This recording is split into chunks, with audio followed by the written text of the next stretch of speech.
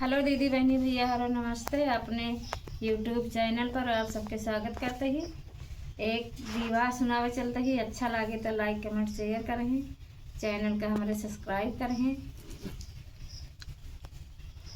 बचपन से पाले पापा सायन कैले जंगिया बैठाई पाराई कैले पापा यार जंगिया बैठाई पाराई कैले पापा कच्चा ही धंगा बांधी पाराई कैले पापा यार जंघिया बैठाई धियावा पाराई कैले पापा यार जंघिया बैठाई पाराई कैले पापा यार जंघिया बैठाई पाराई कैले पापा।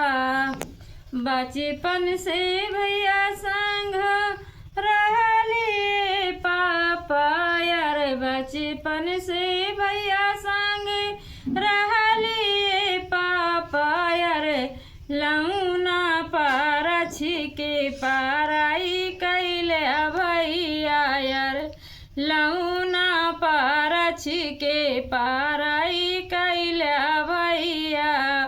बचपन से ही पाली पापा सायन कैला जंगिया बैठाई कन्या दान कैला पापा यार जंगिया बैठाई कन्या दान कैला पापा यार जंगिया बैठाई कन्या दान कैला पापा। हरे दम हंसे हंसे भाभी संगे रहली अरे सिंदूरा छोड़ी पाराई कैला भाभी अरे सिंदूरा के कारण पाराई कैलू भाभी अरे कच्चा ही धागा बंद पाराई कैलू भाभी।